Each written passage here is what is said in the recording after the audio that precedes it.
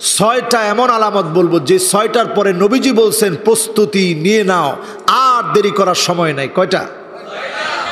রসুল বলছেন তাহতা সামানিনা গায়া। আজকে শুনে রাখেন, এক সময় দেখবেন 80টা দলে বিভক্ত হবে সারা ওয়ার্ল্ড। কয়টা? তাহতা কুল্লি গায়াতিন 12 আলফা। এক একটা পতাকার নিচে 12,000 করে সৈন্য থাকবে। সারা পৃথিবীতে লড়াই লেগে যাবে, মারবে কাটবে। ইয়াকতাতিলুনা বাদুহুম বাদা। একজন আরেকজনকে মারবে, গাদ্দারি শুরু হয়ে যাবে। কোন সময় শুরু হবে? ফুরাতের ভিতর থেকে স্বর্ণের খনি বের হবে।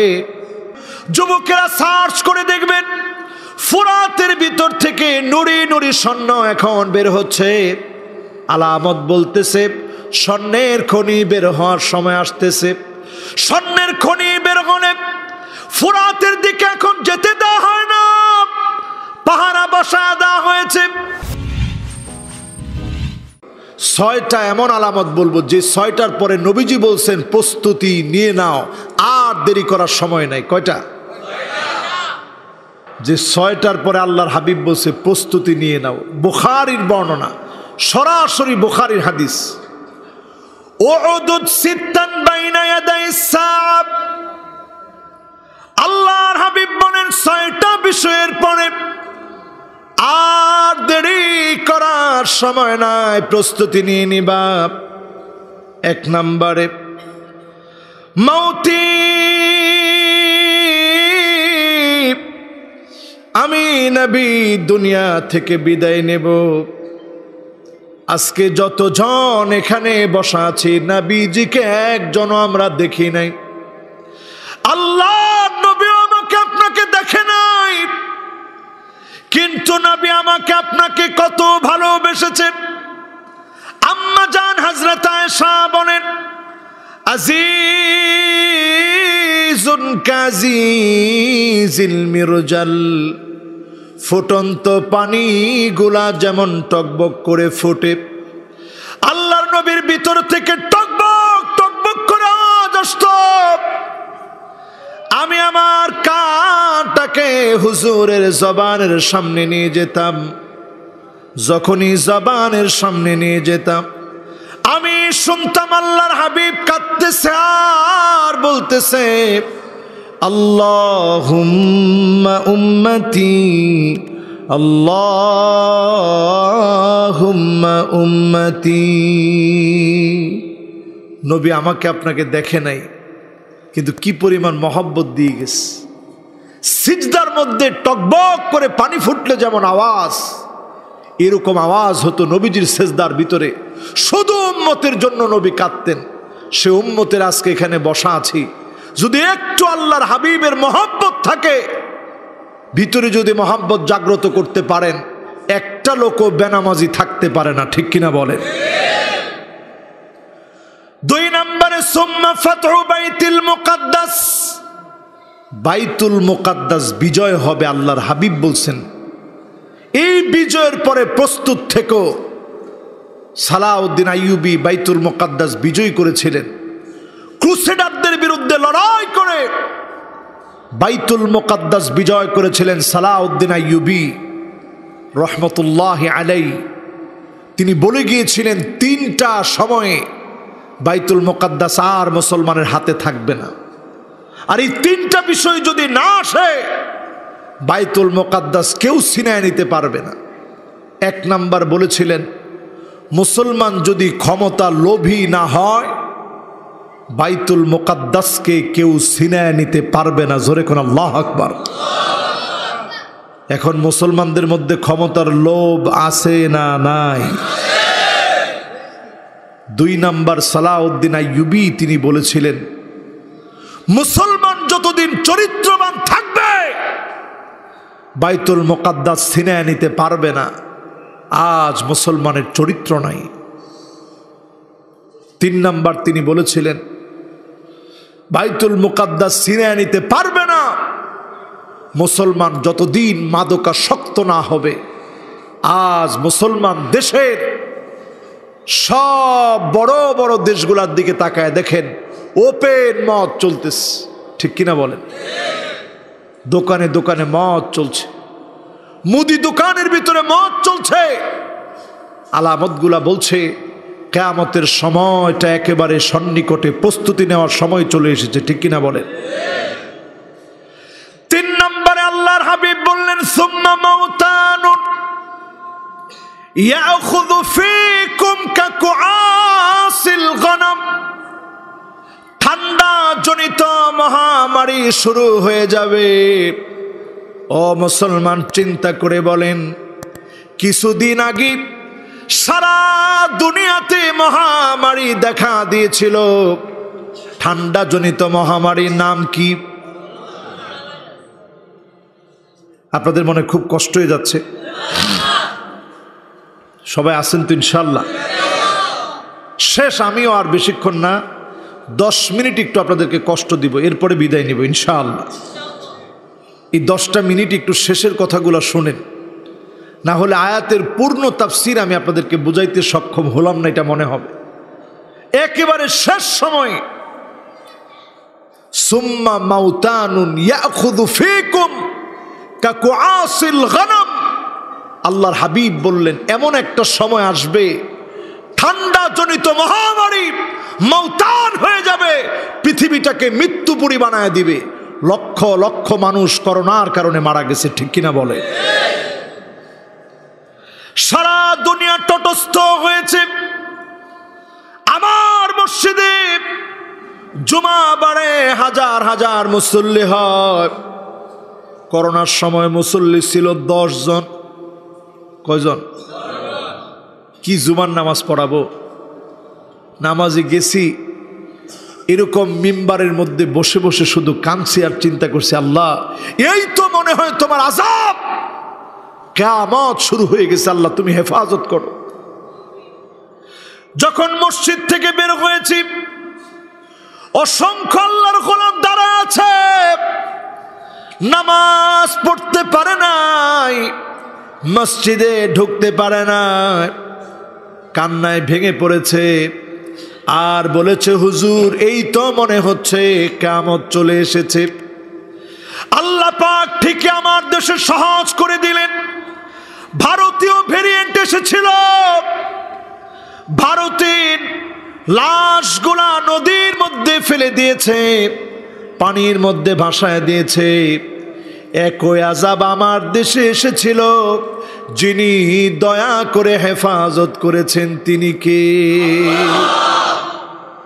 এরপরে তো আল্লাহর দিকে আসলেন না, এরপরে তো মালিকের গোলাম হলেন না, এরপরেও তো চোখ দিয়ে অন্যায় ছাড়লেন না, ঘন্টার পর ঘন্টা খারাপ ভিডিও দেখেন।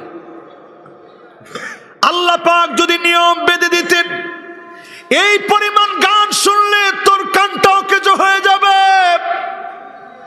এই পরিমাণ খারাপ ভিডিও দেখলে তোর চোখটা অন্ধ হয়ে যাবে, এই পরিমাণ মিথ্যা বললে তোর জবান বন্ধ হয়ে যাবে, এই পরিমাণ অন্যায় করলে তোর হাত অবশ হয়ে যাবে, এই পরিমাণ অন্যায় করলে তোর পাটা লোলা হয়ে যাবে।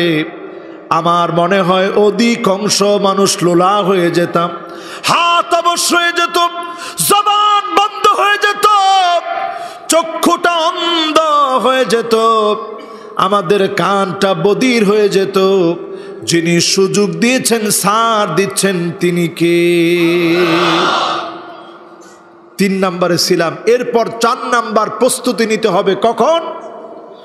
সুম্মা ইস্তিফাদাতুল মাল হাত্তা ইউতার রাজুল মিআত দিনার ফায়াযাল্লু সাখিতা। 100 দিনার একজনকে দিয়ে দিবে, তারপরও মন ভরবে না। এখন দেখবেন একটা ক্ষেতের ভিতরে ফসল হয় কয়বার? উমা কয়বার? 3 বার 4 বার ফসল হয়। আগে হইতো কয়বার?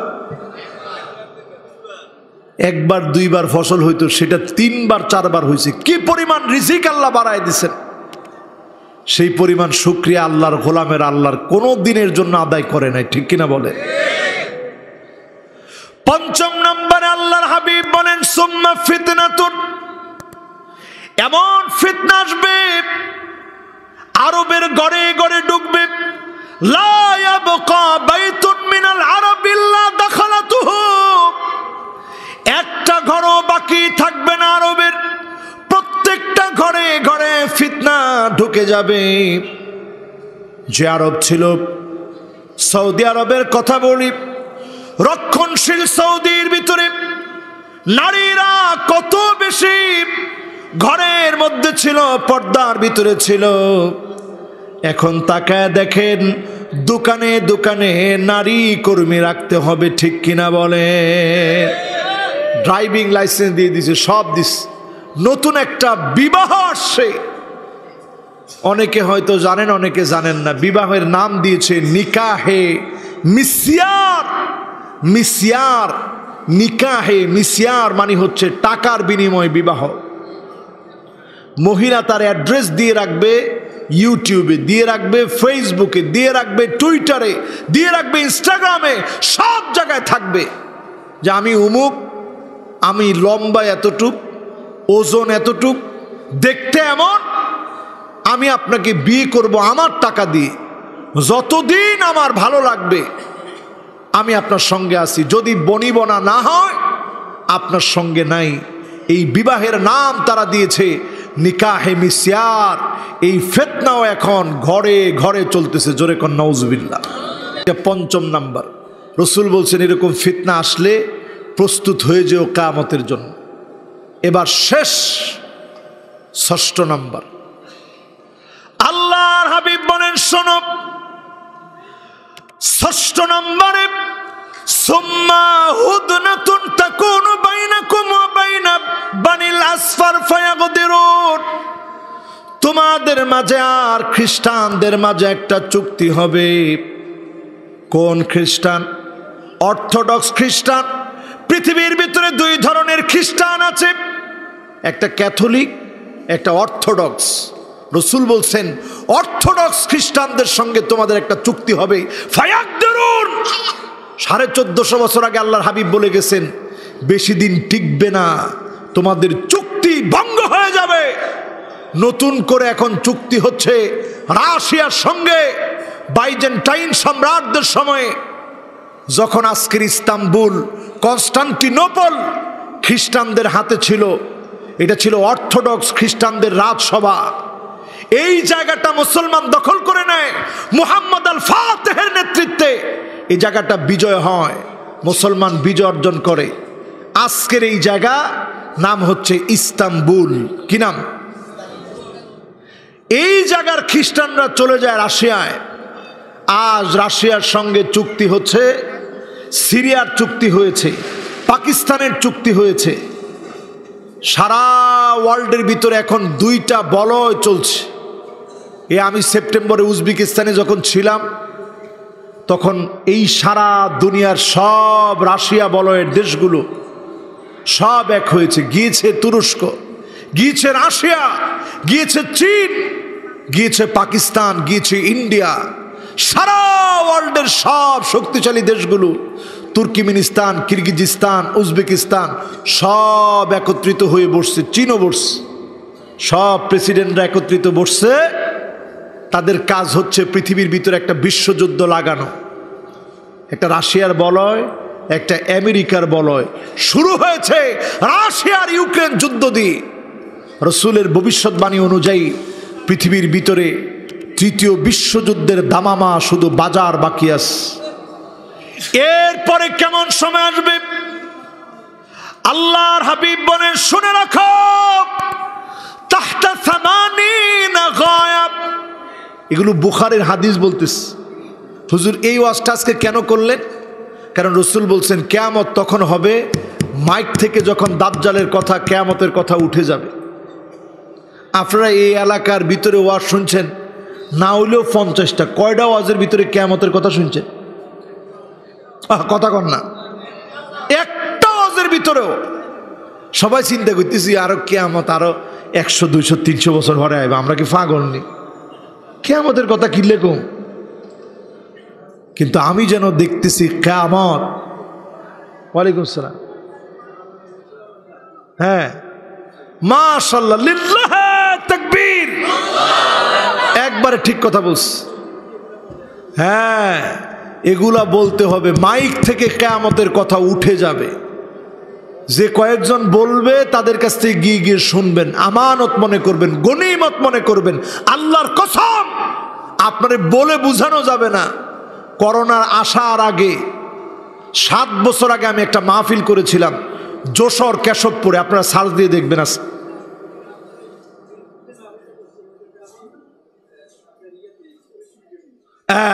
মাশাআল্লাহ, সাক্ষী পাইছেন?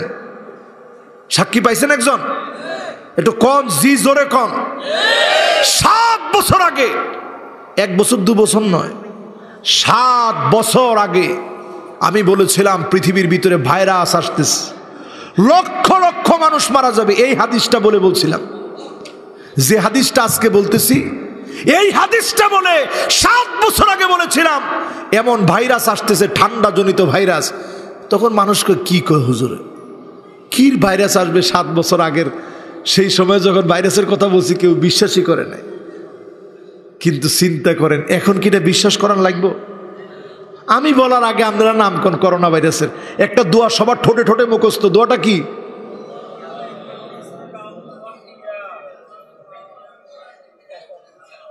একজনে কইছে আল্লাহুম্মা বিসমিকা আমুতু ওয়া আহয়ি। মানে করোনা ভাইরাসে মারিয়া লাইছে, আবার জীবিত করিয়া লাইছে। কোন এবার সবাই একটা দোয়া ঠোঁটে ঠোঁটে মুখস্থ ছিল। দোয়াটা কি?